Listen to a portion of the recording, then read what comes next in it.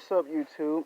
I'm back, and this is going to be a video that's going to pop up on my Premiere channel and on my Reserve channel. As you do know, I am running out of a lot of space on my Premiere channel. I'm still going to make another new channel, but this video is just to keep you guys entertained, because I am going to take a YouTube break. I made like in 4 weeks, I made like 50 to like 52 videos in 4 weeks. And I want to give the men, the women who watch my channel a break. You know, it is officially April. It's going to be spring. And guess what? A lot of y'all want to watch other content creator YouTubers and their great content. And to see me all day, every day, will get you angry, upset, mad, and upset with me.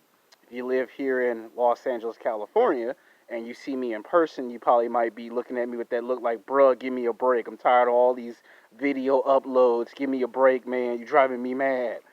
This is probably going to be the last video on this channel. I know some people are going to say, come on, man, pump out the videos.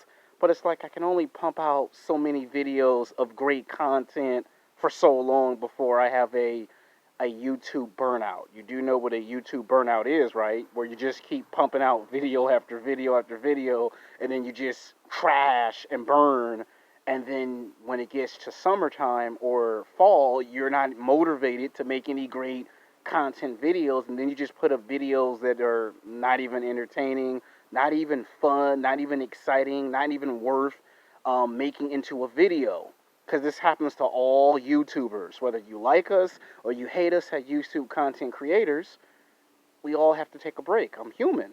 You know, it's not like I have superpowers like Captain America or Iron Man where I can just keep going. That'd be fantastic. Alright, this is going to be one video before I take my break. This one's going to be called Sex Game. Yes, I have a script. It's going to be called Sex Game. Top 6 movies of mid to late summer and fall 2020 to 2024. Now, I apologize that that's a long ass title, but you do understand what my YouTube channel is really all about. It's really all about filmmaking. I do have a strong, powerful passion for television and film, particularly filmmaking. You know, the stuff that you see on my content is because I like filmmaking. So every now and then I always try to make videos that are related to television, film, anime, comics, video games. So this one is just going to be talking about television and film. No sex and dating today. So for the guys that just are completely obsessed with sex and dating, it's okay to take a break, okay? The pickup artists and the dating coaches will tell you to go on and on and on and on because they're morons. I'm here to tell you take a break, all right? It's okay to take a break. We're human. You know, that will be there forever. But movies and television is what today's video is, where I take my break. I want to give everybody a break. You can drive everybody mad. Now, coming in at number 6 is Fast and Furious 9. Now, I understand a lot of people were looking forward to this film. I am a huge, die-hard, fanatical fan of race car action. I love all the Fast and Furious films. Going back to the first film in 2001, I like Fast 2, I like Fast 3 Tokyo Drift, I like Fast Furious 4, I like 5, 6, 7, 8, 9, I like all of them. And I understand that a lot of people are scratching their head and going, we already had to wait a year for this movie. Now, with the, postponing dates, it's like 2 years now you have to wait. You know what the old saying is, right? The longer you have to wait, the better the movie is. Because in this regard, they can do reshoots, they can add scenes, they can add stuff, take stuff out. They can do re-sequences. They can properly edit it. They can add in stuff at the last minute. They can add in an altering ending. Like, because you're going to be waiting a while to see John Cena take on Van Diesel. To me, that would probably be the biggest blockbuster movie of the month of April. I could see this movie come out between late July, late August. You know, I think it still would be a summer blockbuster regardless if you change the date, but I think it'd be very good if you wait late July, early August, summer release. Some people might say, what if they don't go with late July or early August? What if it's the fall? Then you can go with possibly mid September, or you can go with mid October, November. It'll still be good. And I know some people might be a smartass and say, what if that never happens this year? What if it's 2021 or 2022? Again, the longer you wait, the better you is. See, what I think they're going to do with Universal with this property, because Universal Pictures is just a genius when it comes to franchises like this. They're probably going to do Fast 9 and Fast 10 back to back. They're probably going to have the opportunity to do two movies back to back. You know how in the Marvel MCU that we had done Avengers Infinity War and Endgame back to back? And then they said they would just do one movie because back to back was difficult. Well, this gives Universal the chance to do this. All the actors can come in at different points in time in the screen room, never have to be close to each other, and they can just work with themselves in the script. And then by the time Fast 9 gets here, they'll have already finished Fast 10, opening the door and setting up the door for what? A possibly potential Fast 11. Think about it. This is going to give you the opportunity to do a Fast 9, Fast 10 back to back, and then 2, 3 years later, they'll do a Fast 11. When you would honestly figure Fast 10 would be the final conclusion, they can then pull a Harry Potter or Hunger Games on us and expand on the story and break it down into three parts to, make up for it. So somewhere in 2023 or somewhere in 2024, you might get a potential Fast 11. Remember, I call it here first. All right, coming in at number 5 is James Bond. Now, I know a lot of people were looking forward to another James Bond. I'm a huge James Bond fan. Anytime the theme song comes on, I always get inside the mirror. I always play the theme song. I like the fast cars, the girls. The good guy fights, kick ass, take names, saves the day, gets the girl, and waits for his next mission. This is going to be jam packed full of action and excitement. The idea that you got James Bond coming back, Daniel Craig's been phenomenal as the character. And this is to give him a proper send off. It would have been nice if he would have came back for a sixth film. I understand after you do 4 or 5 of these movies, you want to go on with the rest of your acting career. I understand it. Nothing to take personal. He's given us 5 movies. What more could you ask for? Most James Bond films are usually in the month of November anyway. And the idea that they would probably change the date from November of 2020, I could see this come out in 2021, 2022. I'm not really that much in a rush for this film. Not to say that it ain't a great film, because it's gonna have smash box office numbers. But I wouldn't be surprised if you be waiting until 2021 or 2022 for this to come out. And by the time we get this film, same thing with this film, you're going to get another James Bond right after this one.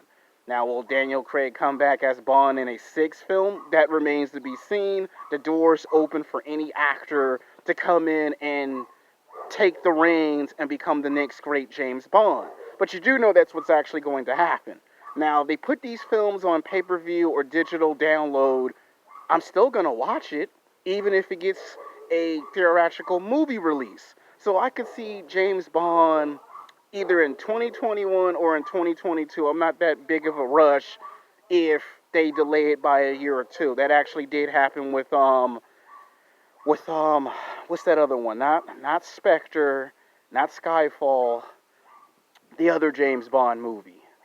I can't think of it, but um, there was, I think, Skyfall. Yes, Skyfall. That actually did happen with Skyfall. That you were waiting 2 years for that one. So it's not a surprise to me that that would actually happen again with this film. All right, coming in at number 4, The Batman. Now, I actually was looking forward to seeing more pictures of Hollywood actor, what's his name?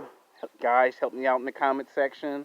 Robert Pattinson as the new Batman. Now, I know some people are not a huge fan of his work as an actor. He did 2 films of the Harry Potters, and then he got into those Twilight movies, and then he, did some indie films, and then all of a sudden he's Batman, and some people were not feeling it. To me, give the man a chance, okay? The guy can act.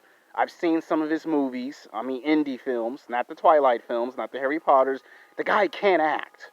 And the guy can surprise you. He can play different characters. He reminds me of Christian Bale. He has his own unique style. A lot of people was like that towards Christian Bale. A lot of people didn't think Christian Bale could put on 20 pounds of muscle and be 220 pounds and play as Batman in Christopher Nolan's Batman Begins, and he proved everybody wrong. And I was one of Christian Bale's biggest supporters. A lot of people thought I was, they thought I was mad when I said, you're going to see Christian Bale prove you wrong as Batman. And when the highly anticipated sequel, The Dark Knight, came out, everyone loved that movie. Now, I think the Batman movie is going to be even better than before. It's going to be an even bigger Hollywood blockbuster because they get all the time to edit it. They get to edit the movie, they get to add special effects, sequences, fighting scenes. Robert Pattinson can put on between maybe 15 to 30 pounds of muscle. He'll get a chance to do all the martial arts, speak multiple languages, so he'll really get the opportunity to become a full 100% Bruce Wayne and then become a legit Batman. This will give him the chance to actually truly become the icon Dark Knight that we all know from the comic books. And the idea that Matt Reeves wants to do his version of Batman, this will be perfect because this will give him a chance to utilize Robert and bring out the complete nature that is Batman. So I could see this movie come out in 2021 or in 2022 too. I think it's gonna become an even bigger movie just because it's Batman. It's gonna bring more anticipation. It's gonna make you really want to go out and see Batman. And the fact that it's gonna get 3 movies, first one's got to be a hit, which it will be. Then there'll be a sequel. Then there'll be another sequel. And the fact that there's all the villains in the first Batman film is more than the reason why I want to go see it. And then, of course, what we all really want to see, Batman taking on the Joker. And you know which version I'm talking about. All right. Coming in at number 3, Morbius. I actually was looking forward to this movie. Like, I actually really was looking forward to this film. The idea that this would be set in a Spider-Man universe where there's Venom, there's going to be a Venom sequel, and then, of course, we would have Morbius. Now, this movie was due to actually come out around this time. This one, I could see you could push the date further back a year. If for some reason it doesn't come out until 2021 or 2022, I'll still go watch it. I know that's like a long time to see a vampire movie in the world of Marvel, but I'll still go see it because if he is a character that can contend with Venom and Spider-Man, then I'll still go watch the movie. Now, I know some people lose patience when it's a year or 2 or 3 years, but I'll still go see Morbius. I think it's going to be just like Venom. It's going to make just about the same amount of money, no different, no higher. It's probably going to be on the same level as Venom, and it's probably going to open the doors for a highly anticipated sequel slash crossover. I could see Morbius versus Venom, or I could see Morbius versus Spider-Man. Or you could be practical and work in Deadpool. I wouldn't mind seeing that. Which, don't be surprised, I will come back with a part 2 after the break and try to give you an idea where to do with Deadpool. Coming in at number 2, Wonder Woman 1984. Now, this is another movie on my list that I was looking forward to. Now, this is another movie that was going to actually come out too. I could see this get a year or 2 years. I'll tell you why. Because it would be a chance to edit the movie, chance to add some stuff. They can take stuff from the original film and add it into the sequel, and it will be an even bigger, drawn-out movie. You could flush out the whole plot with the second one.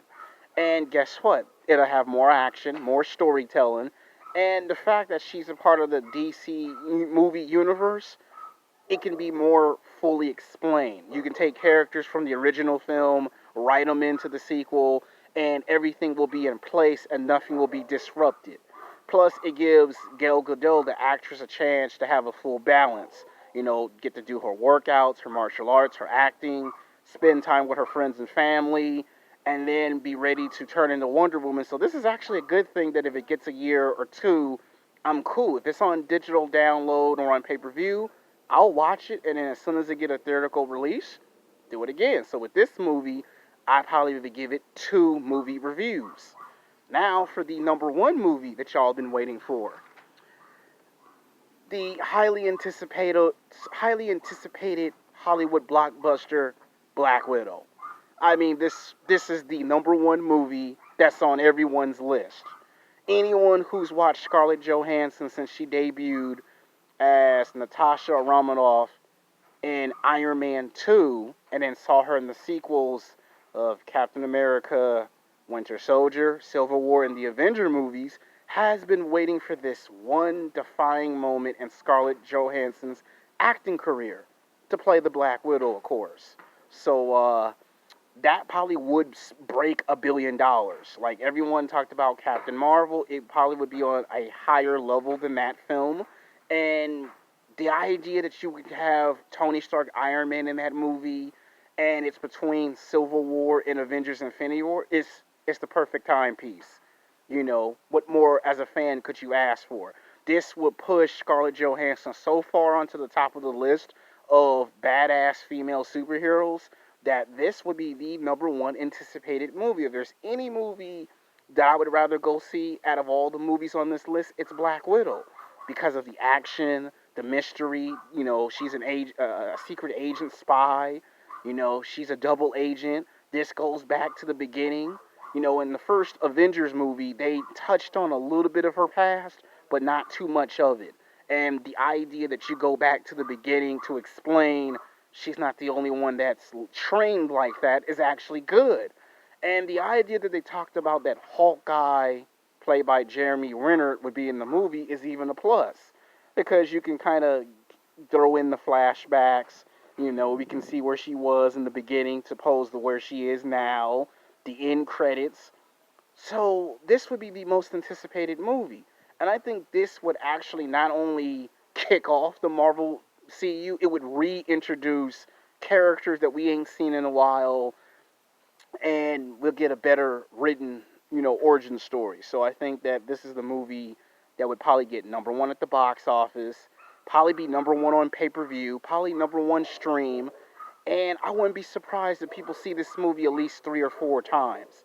I could see this movie get 2 reviews or 3 or even 4 movie reviews. I know that might be a little bit extreme. So this is only part 1, okay? Now, when I'm done with my break, I promise you it'll probably be a 3 or 4 day break. You know, it'll probably be me come back and talk about Deadpool, Jurassic World, because, you know, there's supposed to be a Jurassic World 3. So I'll touch on that. So I just wanted to make this one movie before I take my YouTube break. I don't want to exhaust and drive men and women mad because every time I do a video upload, everyone be like, oh my god, this guy made another video. This guy's being annoying. This guy's being irritating. Does he ever go away? Yes, I am a human being. I actually do take a break. So this is about movies. I'll do 3 videos. Part 2 is going to be talking about more movies, and then I'm going to do the same thing with television shows. So trying to keep the content new and fresh, but also take a break. You can go watch other YouTubers and their great content. Until then, peace.